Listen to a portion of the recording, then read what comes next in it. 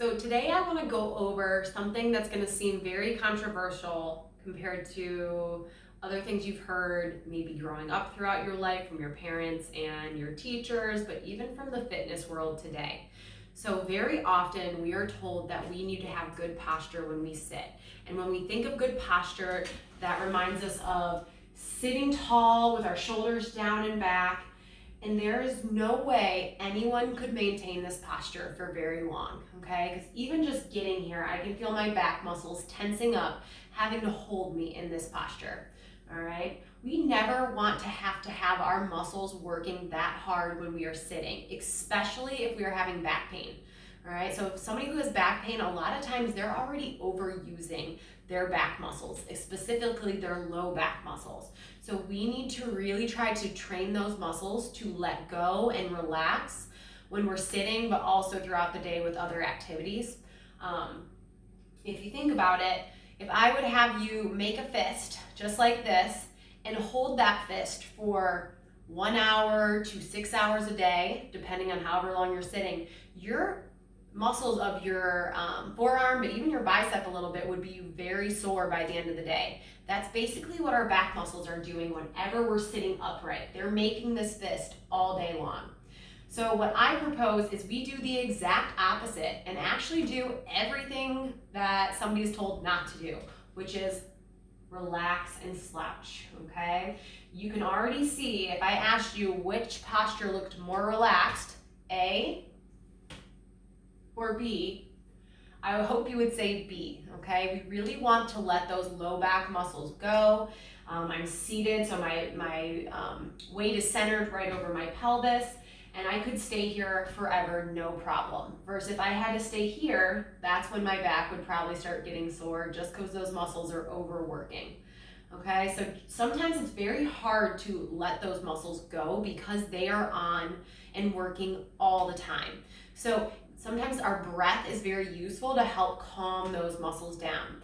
You could be seated and feel like your shoulders are forward and your head is forward, but your low back may still be in this kind of arched position, okay? We don't want that. So if you reach back and you feel like you can feel some muscles tensing, or you could strum those muscles like a guitar string, you know that you need to let those muscles go.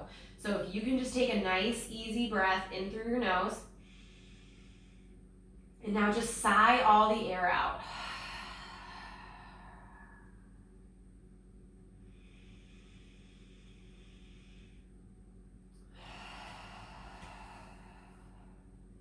Each sigh, think about relaxing your neck more, relaxing your shoulders more, allowing your rib cage to kind of drop down and in on each sigh. And what you should feel is those low back muscles finally letting go.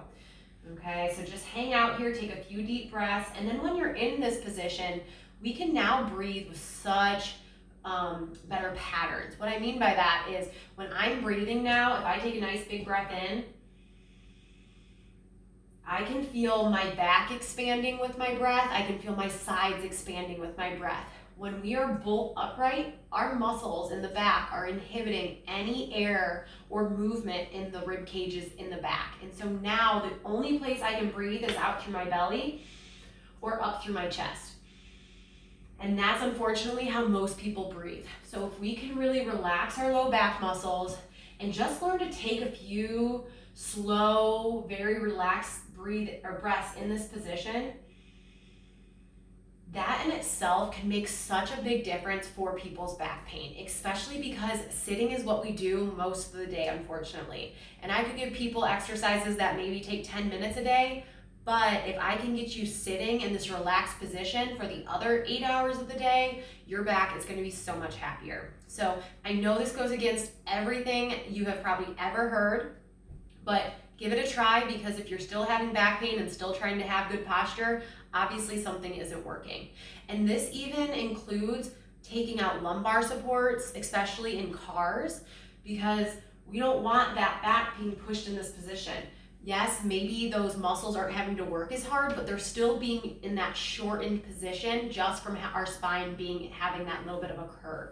So do me a favor, slouch tell all those thoughts in your heads from your parents, your teachers, your healthcare workers, to kind of take a hike, because we need to let those low back muscles go. Now, there's much more to it after that, but that is step one in treating any back pain, is making sure we can sit first without pain. After that, now we have to start strengthening a lot of the muscles that help support the low back, such as our calves, hammies, and glutes, so that the low back doesn't have to work as hard when we're up on our feet, walking, picking things up off the floor, stairs, etc. So give that a try for me. If you hate it, then don't do it, but I'm telling you, it'll definitely make a difference, especially if you're having pain.